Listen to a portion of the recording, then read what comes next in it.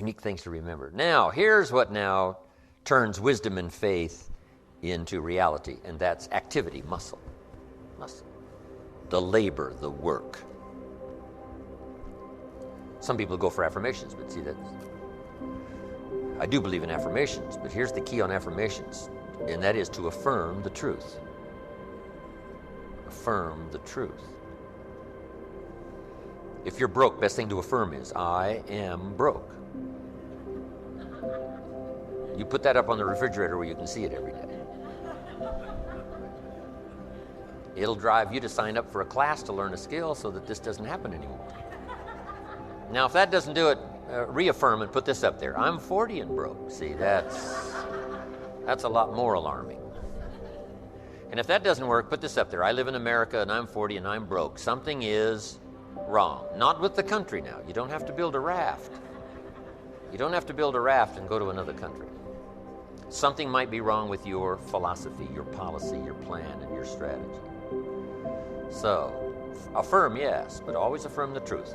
Here's what the old prophet said. The truth will set you free. Now, here's the freedom of the truth. Number one, freedom of the truth, to correct old errors in judgment. That's the freedom of the truth. Because if you don't speak the truth, then you're likely not to correct the errors in judgment. If something's wrong, but you say, hey, it's fine, it's fine, it's fine, how are you going to correct the errors in judgment that made it wrong? See, you can't say it's fine, it's fine, it's fine, and finally it turns out to be fine. Say, no. The only way to go from wrong to fine is not by affirmation. The way to go from wrong to fine is to figure out where the errors in judgment were by speaking the truth. Something's wrong here, finding out what's wrong, making the changes. Now it can go from wrong to fine. Here's a good phrase. Affirmation without discipline is the beginning of delusion. Now, here's what else the truth does. First, it sets you free to correct old errors in judgment. Here's what else it does. Helps you to set up new, easy disciplines to turn wrong into right, to turn lack into prosperity, to turn skepticism into faith. Now, let me give you the secret now to creating a hotel. The final secret is discipline. But in order to turn wrong into right, we must speak the truth. Because only the truth will set you free. Free to correct an error in judgment. Turning nothing into something. Let me give you that formula while I'm on it here. Turning nothing into something. How do you do that? How do you turn nothing into something? Here's how you start. There's 3 steps to it. Number 1, imagination. So imagination starts to change everything. This auditorium, this hotel, this convention center was once in someone's imagination. Now, imagination is not tangible, but it is almost real. Almost real. It's not real, but it's almost real. But it's hard to say that imagination is nothing. But it's nothing in terms of tangible. It's not tangible yet. And you always have to say yet. Imagination is not tangible yet. But it is the beginning of turning nothing into something. It's the beginning of turning nothing into reality, imagination. So the hotel I'm staying in next door was once in someone's imagination. Imagination is the ability to see things that don't yet exist. The ability to see what does not yet exist. Imagination is real in the sense that it affects. It'll affect your behavior, it'll affect your enthusiasm, it'll affect your emotions. It's real in that sense, but it's not real in the tangible sense. But to turn nothing into something, you start with imagination. Next is faith. To believe that what you imagine is possible. How do we start to strengthen our belief in that what we imagine is possible to turn it into reality? And there's 2 or 3 ways. One is to believe your own testimony. If you've done it before, why couldn't you do it again? If you've done it once, couldn't you do it the second time? Why not believe in your own testimonial? If I did it before, I can do it again. I was rich by age 31 and broke by age 33. So now, and I'll talk about that tomorrow when we talk about financial independence. But now, my question was, could I do it again? And the answer was, yes, of course. I lost the money, but I didn't lose the skills. And that's what's important about personal development. You can lose the money, but not the skills, so who cares about the money? Unless it's getting late, right? And you're like 90, and it's a little difficult to go back to the streets. But hey, once you've got the skills, you own the skills. It's like sales. A skill is more valuable than a sale. Sometimes a salesperson says, I need a sale. I said, no, you need a skill. Sales are temporary. Skills are permanent. So we start with imagination, which is almost real. It's not real yet. It's not tangible yet, but it's almost real. Now we move to faith to believe that what we imagine is possible. So we study our own testimony. If we've done it before, we can do it again. Here's what else we study. Other testimonials of somebody who did it. Somebody that built a hotel said, yes, I started with some plans and finally believed it was possible, and here it is. You say, well, if it's possible for one, it's possible for another. In fact, sometimes when we hear the testimonial, here's how they finished. If I can do it, you can do it. See, that's a classic testimonial that gives us now what we call faith. And one of the ancient wise writers said, faith is generated by what we hear. Faith is generated by what we hear. The vocabulary of what we hear, the vocabulary of what we read, that generates faith, to believe that it's possible. Now, faith is not reality. You can't say faith is nothing, because it affects. It's like radiation. To us, it's nothing because it can't be seen. But radiation is so powerful, it can kill you. Right? You can't see it, but it has an incredible effect.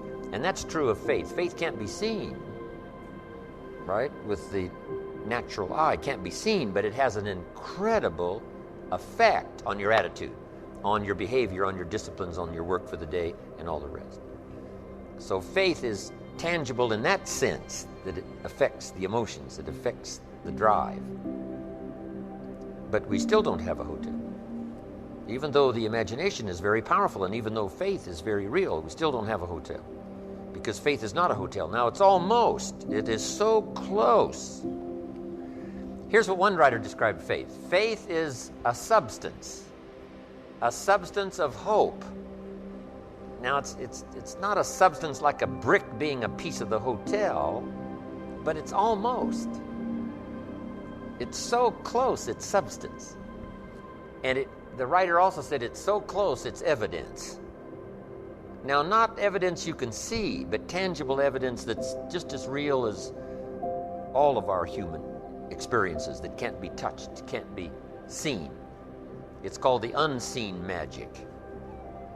Language is the unseen magic.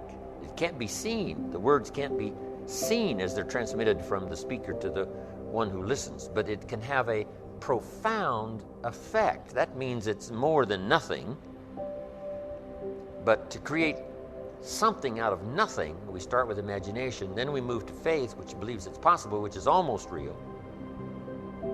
I built my first home for my family in Idaho many, many years ago. And before I started this home, to construct it, I used to take my friends out to the vacant property. And I would take them on a tour through this house. Do you believe that? I would say, this is the living room. It's got a fireplace here. It's brick. And then come around here into the family room. Another fireplace, see-through. On this side it's stone, on this side it's brick. I would walk them through the 3-car garage. Then I'd say, now we're going to take a tour into the kitchen. Here's the view outside the kitchen. They'd look through the window at the view. I could describe it to the detail. Walk them through the bedrooms, right? Down the hallway, through the bedrooms. I could describe this whole house in detail. I described it so well one day, one of my friends bumped his shoulder on the fireplace. Left a little bruise there. Isn't that true, though? Faith and imagination is almost. It's called evidence and substance. Now, it's still not tangible, but it's not far from tangible. But now here's what we do with faith and imagination. We deposit it in disciplines and activity. Because faith without the activity serves no useful purpose. Imagination without the activity to translate it into reality serves no purpose. But wisdom and faith deposited in activity creates reality. The reality of a career, the reality of a hotel that wasn't there. Then this is a bit of a time management that will sort of translate into time management. And the question goes like this: when should you start building the hotel that you've imagined and now believe that it's possible? When should you start? And here's the answer: as soon as you have it finished.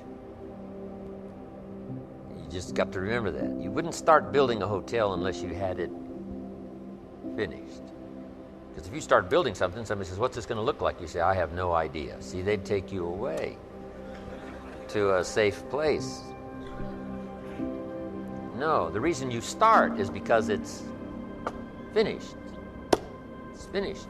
So here's what we teach in time management. Don't start the day until you have it finished. You've got it laid out. Plenty of room for improvising, plenty of room for spontaneity, but you finish the day and then you start the day. You finish the week, then you start the week. But you shouldn't start building the hotel until you have it finished. Is it possible to finish it before you start? And the answer is yes. It would be foolish to start unless you had it finished. Because here's the formula for failure and here's the formula for success. Formula for failure, number one, a few errors in judgment repeated every day. We call that the formula for failure. A few errors in judgment repeated every day. Now, why would you repeat an error in judgment the second day? Reason: failure doesn't occur at the end of the first day. If it did, it would be helpful, because then you wouldn't do that anymore. But errors in judgment are so subtle because they don't usually show their results until for a while. But a few errors in judgment repeated every day, and sure enough, you're way off course. Now, here's all you got to do is to turn that around. A few simple disciplines practiced every day. A few simple disciplines practiced every day starts to create success. Not at the end of the first day. The first day is the end of a new beginning. The first day. That you've started a new track, that you've started a new direction. So we must all speak the truth. So affirm the truth. Yes, affirm God is good. Yes, affirm life is full of possibilities. Yes, affirm all the truthful possibilities. But you don't need to try to trick yourself into saying something is okay when it isn't okay. Some people say every day in every way I'm getting better and better. And if that's not true, see, that we call that delusion. If it's not true. If it is true, then it's wonderful, it's fabulous, we should celebrate. But if it's not true, every day in every way I'm getting better and better, see, if that's not true, then it is an affirmation that's destructive.